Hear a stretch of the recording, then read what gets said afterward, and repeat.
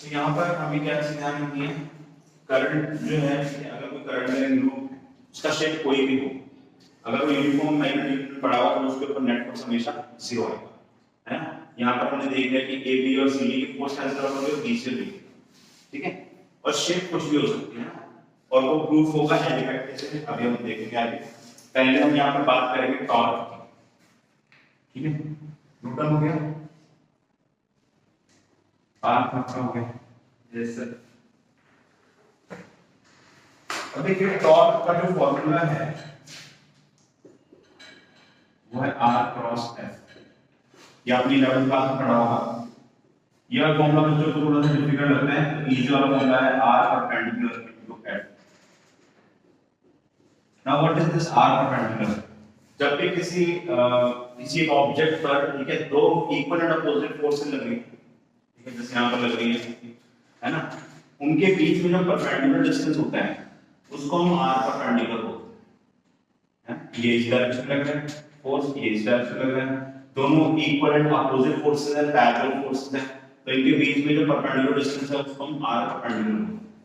अगर ये वाला डायग्राम देखें, इस डायग्राम के अकॉर्डिंग ये डिस्टेंस ए है, राइट, और इसका जो लूप का एंगल है, ठीक है, लूप का, हाँ ये वाला angle, this angle is theta, right.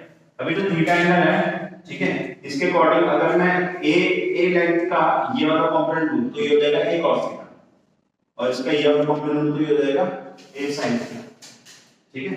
So it will be a sin theta, यहां पर आप पढ़ने लिख देते हैं a sin, और जो फोर्स है, ठीक है, वो कितनी होगी देखो, यहां पर जो F1 दोनों लग रहे हैं, ठीक है, इसकी हम वैल्यू लिख देते हैं। फोर्स होता है I into L cross C। Length और मैग्नेटिक फील्ड के बीच में जो एंगल है वो 90 डिग्री है। ये कैसे, देखो ये जो लूप है ये कुछ इस तरीके से है, यहाँ पर ऐसा बना है, ठीक है। तो ये जो लेंथ है ये इस डायरेक्शन में BC, और मैग्नेटिक फील्ड उधर की तरफ है, दोनों के बीच में एंगल 90 डिग्री। जब हम फोर्स देखेंगे it will be I, length हो जाएगी ये वाली, ये B है तो ये भी लेंथ हो जाएगी, कैपिटल B का मैग्नेटिक फील्ड और थीटा हो गया 90, तो हो गया बी आई, है ना। पुट कर देते हैं फोर्स की वैल्यू F1 की वैल्यू बी आई बी, ए और बी को हमने एक साथ रख दिया, ठीक है, फिर बी लिख दिया, आई लिख दिया, साइन थीटा लिख दिया।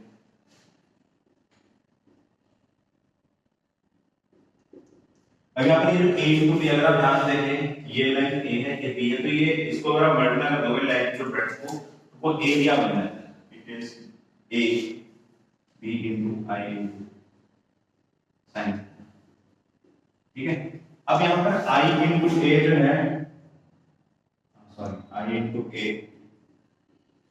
इसको हम लिख देंगे M, which is known as magnetic moment.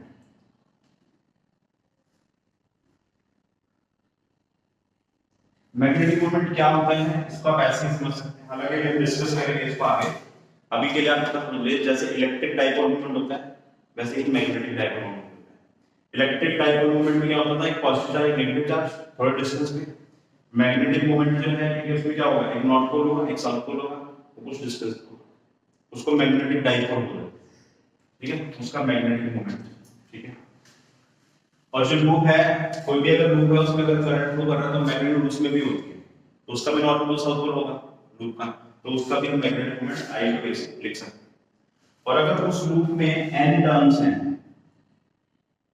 और total n turns, magnetic moment हो गया n i,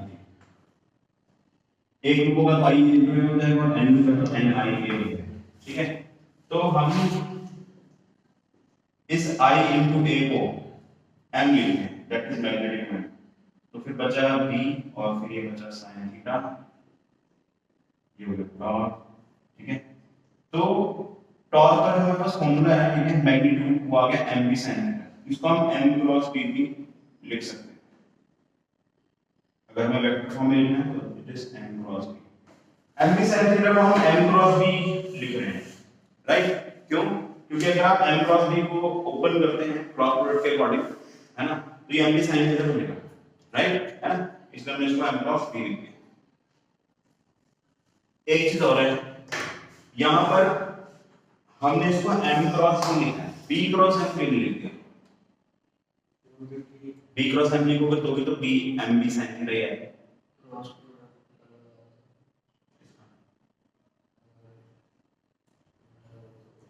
right, very good. Order अगर हम चेंज कर देते तो क्रॉस थीटा कर सकते हैं। ये बात सही है, लेकिन हम फिर m क्रॉस b क्यों लिख रहे हैं? हमें कैसे पता m cross b, b cross m नहीं होगा, हमें क्या, ठीक है। तो आप याद रखिएगा m जो है ना मैग्नेटिक मोमेंट, ये एक वेक्टर क्वांटिटी है। अब मैं आपको ये चीज समझा रहा हूं कि ये m क्रॉस b क्यों है और b क्रॉस m क्यों नहीं है, उस पर डिस्कशन करते हैं। तो m वेक्टर जो है यानी कि मैग्नेटिक का डायरेक्शन वही होता है जो एरिया वेक्टर, ठीक है। तो एरिया वेक्टर जो है, ठीक है, वो ऐसे जो एरिया वेक्टर का डायरेक्शन होगा वही m का डायरेक्शन होगा, है ना। तो मैं ये देख लेता हूं कि टॉर्क का डायरेक्शन सही कैसे आएगा, m क्रॉस b करने से आएगा या फिर b क्रॉस m करने से आएगा, चेक कर लेते हैं। तो m का डायरेक्शन वही होगा, होएगा तो हमने इधर की डायरेक्शन में हाफ कर लिया और b जो है उस डायरेक्शन में है, तो m क्रॉस b, तो मेरा जो कर्लिंग है फिंगर्स का वो क्लॉकवाइज डायरेक्शन में आ रहा है। और अगर आप ध्यान से देखो तो ये जो लूप है ये क्लॉकवाइज डायरेक्शन में रोटेट करेगा, तो इसमें जो फोर्स लग रही है वो इसको क्लॉकवाइज से रोटेट करेगा, ठीक है। तो इसलिए ये m क्रॉस b है, क्योंकि m इधर है b उधर है, m क्रॉस b करके इसका क्लॉकवाइज रोटेशन आ रहा है। Clockwise rotation m cross b करने से आ रहा है ना, अकॉर्डिंग टू दिस डायग्राम, है ना। Therefore formula is m cross b। और टॉर्क को b क्रॉस m आप नहीं लिखेंगे, वो गलत हो जाएगा, है ना, ठीक है। नोट डाउन करिए क्रॉस को ये फॉर्मूला।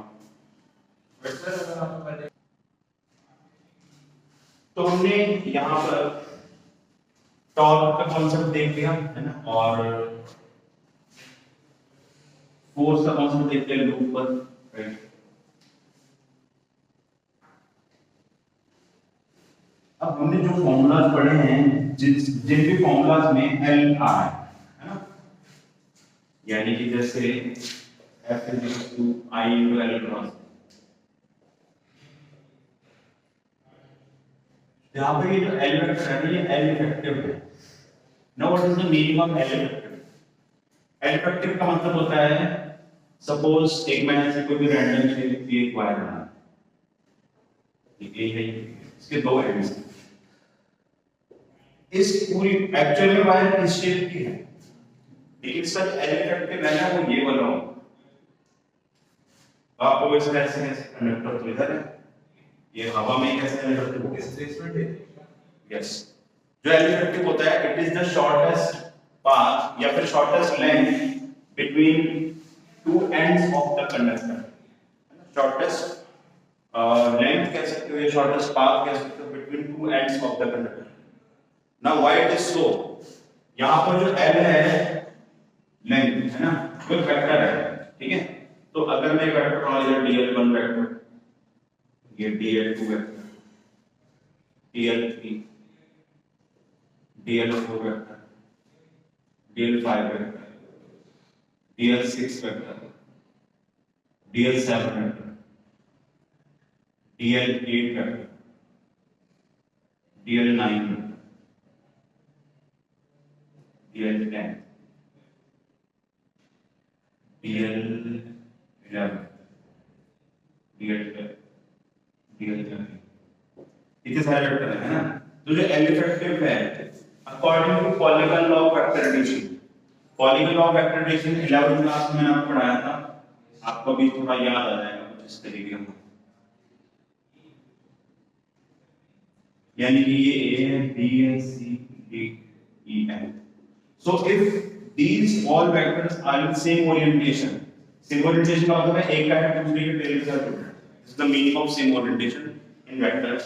अगर वो सारे वेक्टर सेम ओरिएंटेशन में जुड़े हुए हैं, ठीक है, तो इन सभी का जो रिजल्टेंट है वो होगा from tail of one vector towards head of other vector, यानी कि जो फाइनल वेक्टर है उसका हेड।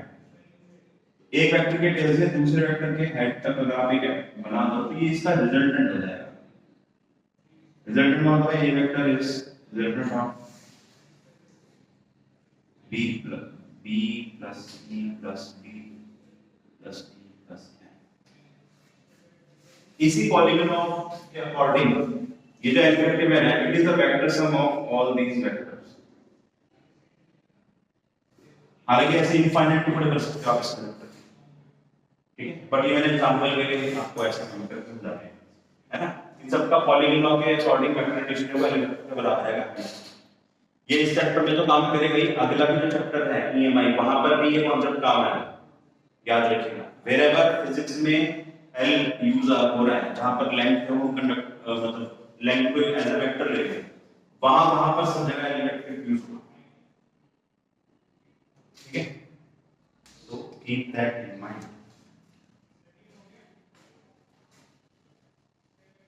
बात में पॉलीगोन में पढ़ा है 11th में? Yes sir. Okay,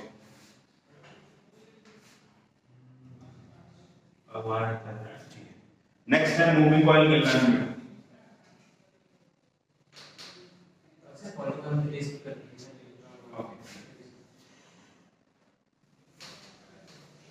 next is moving coil के एलिमेंट।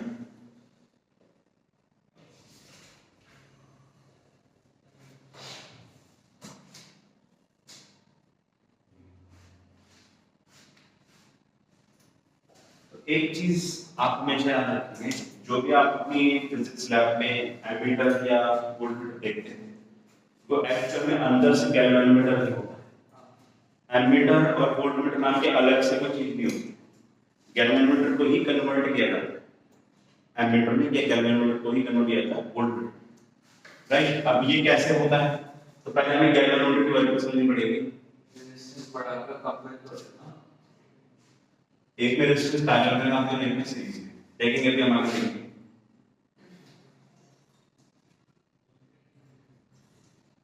ये हम अप्रोक्सीमेट डायग्राम बना रहे हैं मूविंग कॉइल के एलिमेंट का। देखो इजी है बना रहे हो हम भी हां मैंने बनाया है मूविंग कॉइल एलिमेंट, मैंने बनाया है, हिसाब मैंने किया, हिसाब मतलब इनोवेशन।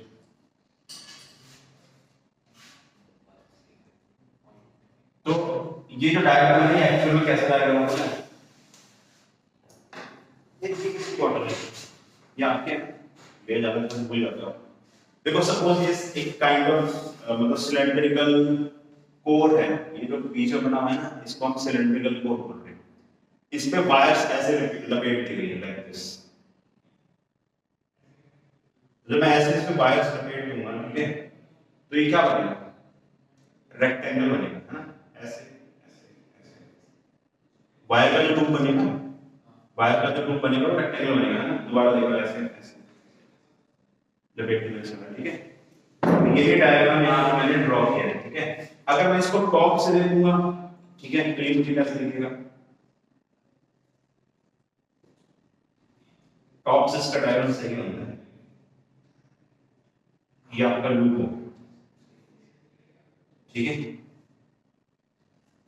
तो सिलेंड्रिकल कोर हो गया, उसके बाद आपने वायर रखी हो, तो आपको वायर का सिर्फ ये वाला पार्ट दिख रहा है, राइट। और इसमें जो मैग्नेटिक फील्ड लाइंस होती हैं इन नॉर्थ पोल साउथ पोल, ऐसे हम मैग्नेट्स रख देते हैं, उसके उसमें मैग्नेटिक फील्ड होती है। यहाँ पर जो मैग्नेटिक फील्ड लाइंस है थोड़ी खास तरीके की होती है, उनको बोलते हैं radial magnetic field lines, radial magnetic field lines.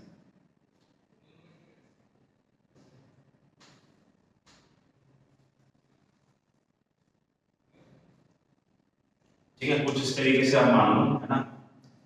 और ये जो कॉइल है हमारे सेंटर में, ठीक है, इसके साथ में एक लगा होता है टॉर्शनल स्प्रिंग।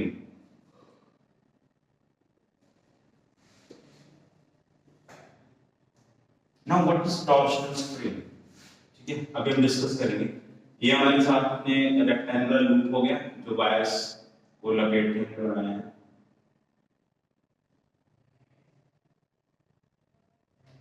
ठीक है। वायर्स को लपेट के रेक्टेंगुलर लूप बनाया, तो दिस इज रेक्टेंगुलर लूप। इसमें करंट भी फ्लो कर रहा है आई, ठीक है। तो यहाँ पर जो रेडियल मैग्नेटिक फील्ड है इसका बेनिफिट क्या होता है? जब हम टॉर्क लिखते हैं टॉर्क भी हमने कैलकुलेट किया है क्रॉस है ना, तो ये जो टॉर्क है मैक्सिमम कब होगा? इसके अगर हम मैग्नीट्यूड की बात करें तो ये mv sin थीटा है, लेकिन ये मैग्नीट्यूड मैक्सिमम कब होगा? जब थीटा 90 डिग्री होगा, क्योंकि sin 90 डिग्री 1 होता है, तो जाएगा mv sin 90।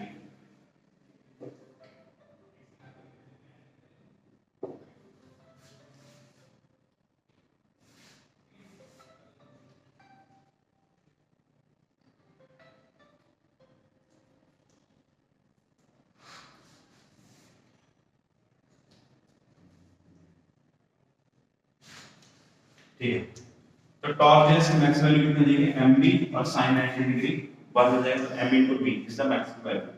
तो हमने टॉर्क को मैक्सिमाइज करना चाहते हैं, इसलिए हम रेडियल मैग्नेटिक फील्ड बनाते हैं जिसकी वजह से थीटा हमेशा 90 डिग्री रहता है। ये क्वेश्चन बोर्ड पे भी आ चुका है कि मूविंग कॉइल करंट की जो मैग्नेटिक फील्ड है वो रेडियल क्यों होती है, तो उसका आंसर क्या है? हाँ, maximise the torque on the current carrying through, है ना। these radial magnetic lines are in such a way that they are always at a 90 degree to the rectangular loop या फिर rotating। लिख देता हूँ इसको साथ में। So radial magnetic field, वैसे रेडियल डायरेक्शन का मतलब रेडियस के लॉन्ग, रेडियल मतलब रेडियस के long. Radial magnetic field assures that angle between area vector and B vector या magnetic field vector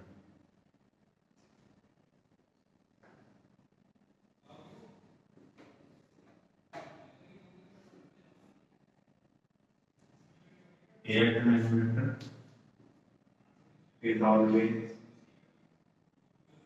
90। तो रेडियल मैग्नेटिक फील्ड की वजह से ही हम ये चीजें कर पाते हैं। ठीक है, आप पहले अपना नोट डाउन कर लीजिए सारा ड्रॉ करेंगे। तो देखिए एरिया वेक्टर ऐसे है, ये एरिया वेक्टर है और जो मैग्नेटिक है वो ऐसे है, क्योंकि मैग्नेट कितना है 90 डिग्री। और रेडियल मैग्नेटिक का फायदा ये है कि वो हमेशा एंगल 90 डिग्री मेंटेन करेगा, जिससे उसमें टॉर्क मैक्सिमम मिलता है। अब देखिए ये जो टॉर्शनल स्प्रिंग है, ठीक है, ये पता है क्या होता है? आपने देखा होगा छोटे, जब आप छोटे थे तो आप एक खिलौने से खेलते थे, इसमें चाबी हो, चाबी वाले खिलौने थे, उसमें आप चाबी भरते हो, तो अगर तोड़ के देखा उसमें गोल गोल सा स्प्रिंग थे, नहीं देखा? कैसे बच्चे हम तो जिस दिन आता था खिलौना उसकी तो चल रहे थे इसके अंदर क्या है। ओके, तो कोई बात नहीं, मैं आपको याद दिलाता हूं, शायद देखा होगा कुछ इस टाइप का एलिमेंट जो कि चाबी करने वाले खिलौने में सब में ये चीज होती है, इसी को टॉर्शनल स्प्रिंग बोलते हैं। अब इसका काम क्या होता है?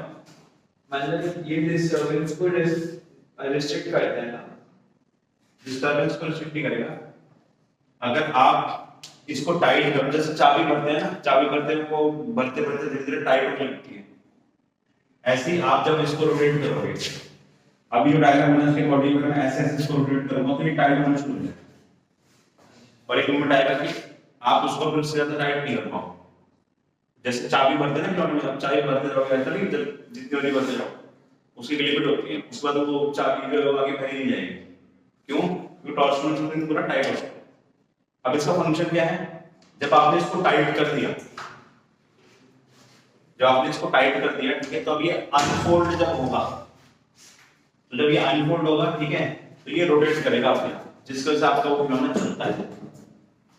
ये जो स्प्रिंग है इसको अगर ऐसे करके छोड़ दो तो ये अनफोल्ड होना शुरू होगा ना, तो जो अनफोल्डिंग है उसी से वो खिलौना चलता है। तो बट उससे की एनर्जी जनरेट हो जाती है, उस तरीके से बिठाया जाता है। Mechanical engineering is the miracle of science. आपने कभी ये सोचा है कि वो जो गाड़ी होती है, गाड़ी का स्टीयरिंग ऐसे घुमाते हैं तो पहिए वो कैसे चलता है? उसका एक मैकेनिज्म होता है प्रॉपर, आप देखो और मैकेनिकल इंजीनियरिंग इतनी तगड़ी चीज है कि अगर मैं आपके सामने ना, उन्हें एक नंबर होता है, गियर देखे आपने, गियर्स, गियर्स का एक अरेंजमेंट होता है, उसका एक रेशियो होता है। तो ऐसे होता है 100 गियर्स या फिर पता नहीं 20-25 ऐसे गियर्स होते हैं, अगर रख दिए जाए ना। अब गियर्स का काम क्या होता है, जैसे अगर एक गियर एक रोटेशन लेगा, तो जो उससे बड़ा वाला गियर है डबल साइज का, उसकी हाफ रोटेशन लेगा, उससे भी बड़ा है तो वो उससे भी हाफ है ना। तो ऐसे ना गियर का कुछ अरेंजमेंट होता है, अगर आप उसको घुमाओगे ना, वो रेशियो इतना बड़ा हो जाता है कि वो एक सदी लग जाएगी उसको घूमने में। That much correctness. आपको भी सकते हैं 100 गियर घुमा देंगे, आप घुमा के देखो नहीं घुमा पाएंगे, 100 गियर्स लगेंगे लास्ट वाले गियर तक पहुंचने में। चलो अभी आपको समझ में नहीं आ रहा मैंने बोला है, ठीक है। तो ये चीज ना वही चीज है, आप इसको टाइट करोगे, अनरोल अनफोल्ड होगा, वो खिलौना जैसे चलता है वैसे ही ये जो नीडल है ना वापस अपनी जगह पे आएगा। अब इसका यहाँ पे क्या काम है, जैसे आप इसमें से करंट फ्लो करवाओगे, जैसे आप इसमें करंट फ्लो कराओगे तो ये मैग्नेट के अंदर पड़ा हुआ करंट कैरी लूप, इसके ऊपर टॉर्क लगेगा। वो जो टॉर्क है, ठीक है, उस टॉर्क की वजह से ये जो नीडल है वो हिलेगी। जो आपका गैल्वेनोमीटर था ना, उस पे वो कैलिब्रेशन हो रखी थी, ऐसे हो रखी थी ना, 5 एम्पीयर 10 एम्पीयर, और इसी करंट कैरिंग लूप के साथ में ये नीडल लगी हुई है। ये आपकी नीडल पॉइंटर भी बोलते हैं, नीडल भी बोलते हैं। तो जब ये रोटेट करेगा, यानी यहाँ पर जब रोटेट करेगा, इधर भी ना ऐसे नीडल लगेगी,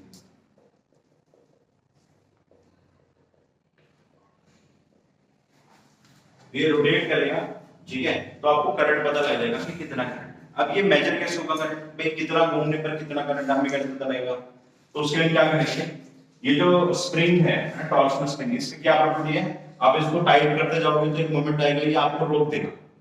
और ये कैसे रोकेगा, जैसे एक नॉर्मल स्प्रिंग होता है ना, अगर आप उसको दबाओगे तो अपोजिट डायरेक्शन में फोर्स लगाता है। ऐसे ही अगर आप इसको मतलब रोल करने की कोशिश करोगे तो ये अपोजिट डायरेक्शन में टॉर्क लगाता है। लीनियर स्प्रिंग फोर्स लगाता है और टॉर्सनल स्प्रिंग टॉर्क लगाता है। जिस डायरेक्शन में आप लगाओगे उसका उल्टा लगाएगा।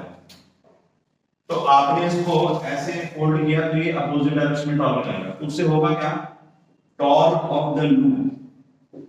आपने करंट को, अब देखो एक्चुअल मैकेनिज्म गैल्वेनोमीटर का क्या है, ठीक है, इधर देखो पास एक्चुअल मैकेनिज्म क्या है, यहां से करंट फ्लो हुआ, इसके ऊपर टॉर्क लगा तो ये नीडल घूमी। लेकिन अब ऐसा तो नहीं कि नीडल पूरी घूम जानी चाहिए, ऐसा नहीं होना चाहिए, ये रुकनी भी चाहिए। तो उसको रोकेगा कौन, टॉर्सनल स्प्रिंग, अपोजिट डायरेक्शन में टॉर्क लगाएगा। और कैसे रोकेगा, जब torque of the loop will be balanced by torque of the spring, है ना। टॉर्क ऑफ द स्प्रिंग जो है it is direct proportional to theta. जितना ज्यादा आप उसको रोटेट करोगे उतना अपोजिट डायरेक्शन में टॉर्क आएगा। जैसे नॉर्मल स्प्रिंग होता है ना लीनियर वाला, आप उसको जितना दबाओगे वो उतना स्ट्रांग फोर्स अपोजिट डायरेक्शन में आता है। इसका भी ऐसा, जितना आप रोटेट करोगे उतना अपोजिट डायरेक्शन में टॉर्क आएगा। तो this torque of the spring is direct proportional to theta. और प्रोपोर्शनलिटी आने के लिए हमें कांस्टेंट भी होता है, तो वो कांस्टेंट है c। Here c is torsional spring constant.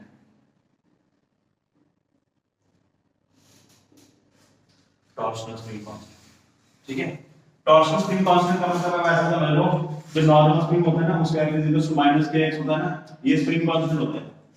ये लीनियर का होता है और ये वाला किसका है, टॉर्सनल स्प्रिंग, वही सेम चीज है। जितना ज्यादा टॉर्सनल स्प्रिंग कांस्टेंट होगा उस स्प्रिंग का, उतना ज्यादा वो टाइट होगा, उतना ज्यादा उसको चाबी करना मुश्किल होगा, समझिए, ठीक है। तो हम इसको इक्वेट कर देते हैं। टॉर्क ऑन द लूप जो है वो हमने लिखा है, ये आपका हमारा mp। और अच्छा एक चीज और है, यहाँ पर जो टॉर्क ऑफ द स्प्रिंग है, आप बुक्स में देखोगे तो यहाँ पर माइनस साइन लगा रखा है। माइनस क्यों, क्योंकि जितने एंगल पे आप रोटेट करोगे उसके अपोजिट डायरेक्शन में टॉर्क लगेगा, मतलब जिस डायरेक्शन में आप रोटेट करोगे उसके अपोजिट, है ना। सिमिलरली जैसे लीनियर वाला क्या करता है, जो लीनियर स्प्रिंग है, जिस डायरेक्शन में फोर्स लगा डिस्प्लेसमेंट दोगे उसके अपोजिट डायरेक्शन में फोर्स लगाएगा। ऐसे ही जिस डायरेक्शन में आप एंगुलर डिस्प्लेसमेंट दोगे उसके अपोजिट टॉर्क लगाएगा। इसमें आपको माइनस साइन होता है, बट हमें मैग्नीट्यूड चाहिए, हमें वैल्यू से मतलब है, तो ये जाएगा सी थीटा। मैग्नेटिक मोमेंट हमने अभी थोड़ी देर पहले लिखा था, ये होता है NIA। आई की वैल्यू आ चुकी है C/NAB।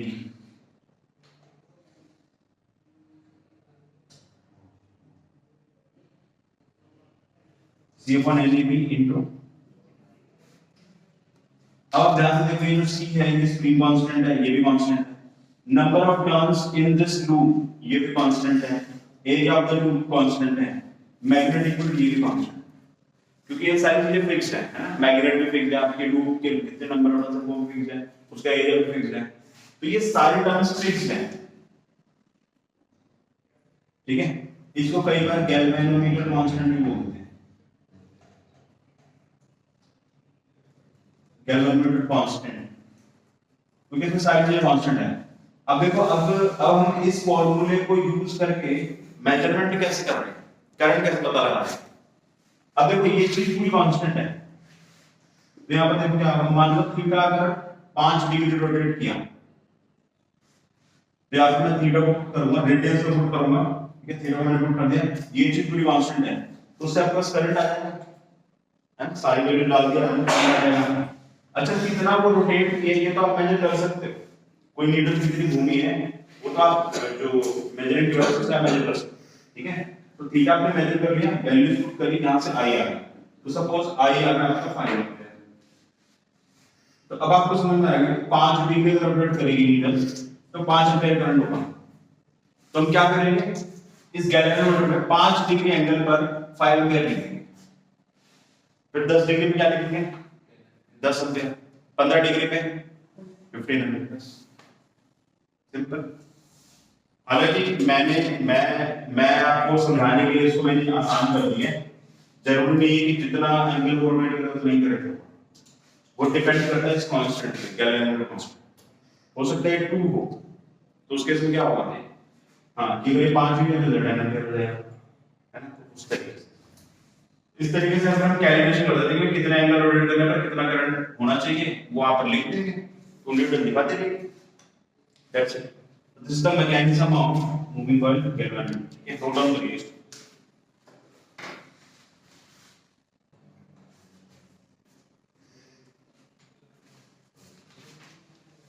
अब देखिए, वोल्टेज सेंसिटिविटी और करंट सेंसिटिविटी ये दो टर्म्स होती हैं related to this moving coil galvanometer.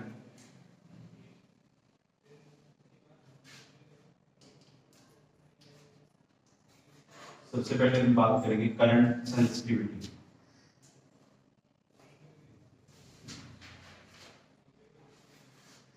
Current sensitivity जो मतलब टर्म है, ठीक है, इसमें सेंसिटिविटी की अगर हम बात करें तो सेंसिटिविटी का मतलब क्या होता है आपके अकॉर्डिंग, इंग्लिश के अकॉर्डिंग सेंसिटिविटी का क्या मतलब? बेसिकली एग्जांपल दे रहा हूँ, मैंने एग्जैक्ट डेफिनेशन नहीं पता, जैसे मैंने कहते हैं बहुत कम फोर्स लगाई लेकिन जो डिफ्लेक्शन है वो बहुत ज्यादा है।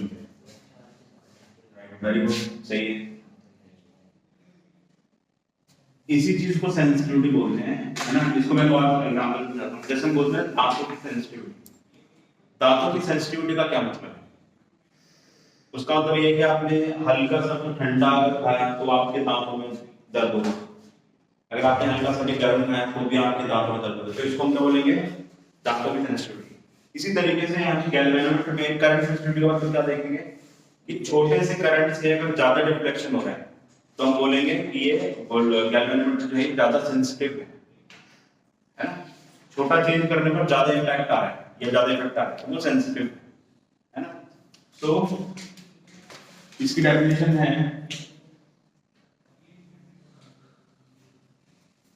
Deflection by unit current.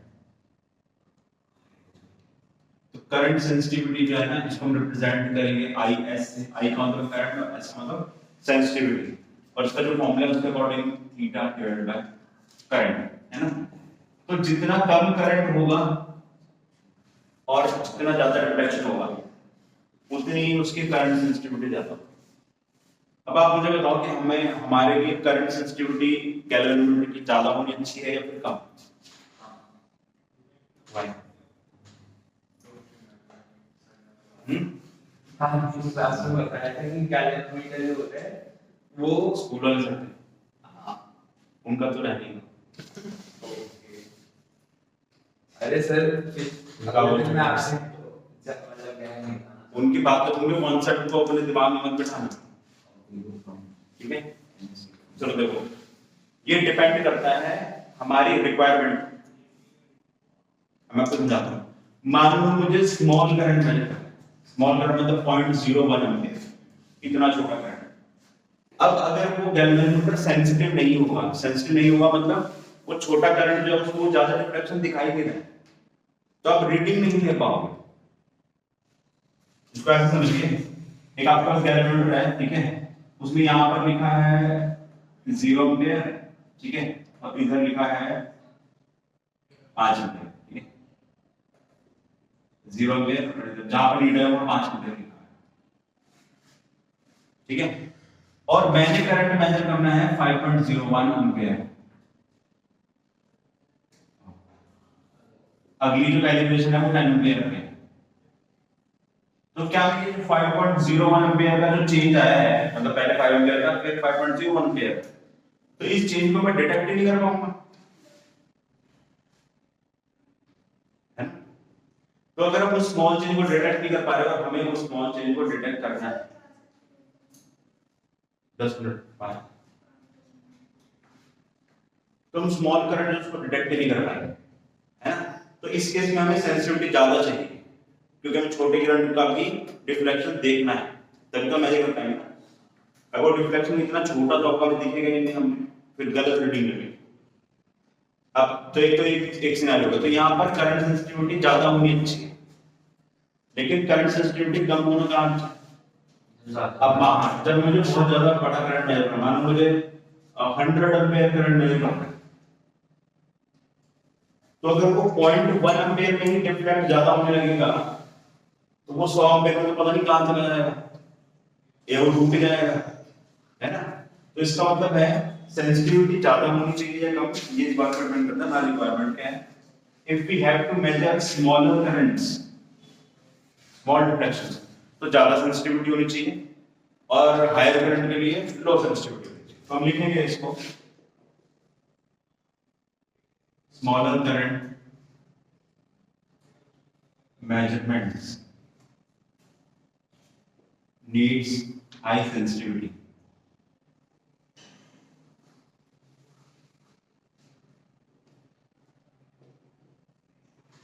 Larger currents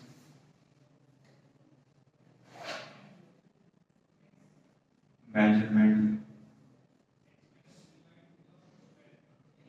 needs low sensitivity.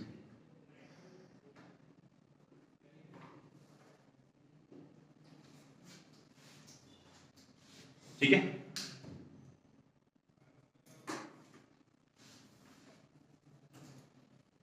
Next है, अच्छा इसकी वैल्यू में लिखेंगे, यहाँ पर देखिए अभी नोट बंद करके, यहाँ पर थीटा 1 की वैल्यू, यहाँ पर हम देखेंगे थीटा, थीटा यहाँ पर आई डिवाइड कर देते हैं, ये वाला पूरा टर्म पलट के इधर आ जाएगा, तो हो जाएगा NaV/C।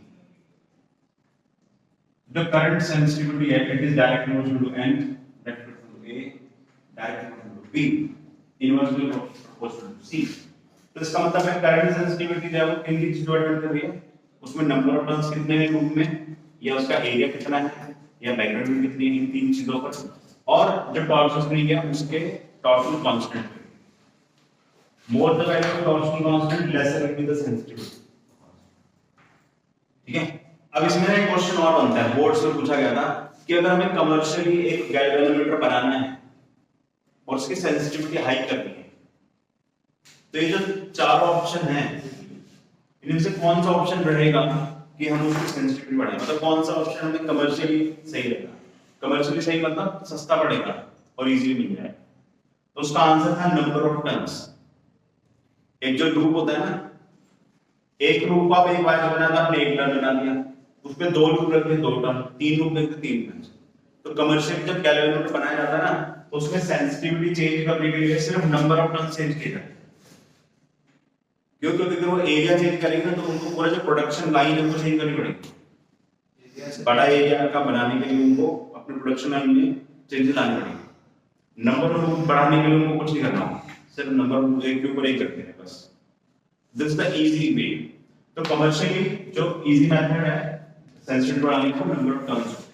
तो जनरली आपको हाई सेंसिटिविटी वाले गैल्वेनोमीटर में नंबर ऑफ टर्न्स ज्यादा लगेंगे और कोई चीज चेंज नहीं होगी कमर्शियल, है ना? ठीक है। नेक्स्ट है वोल्टेज सेंसिटिविटी। बताओ ये क्या होती है? Any idea? Theta upon V, yes, deflection per unit voltage.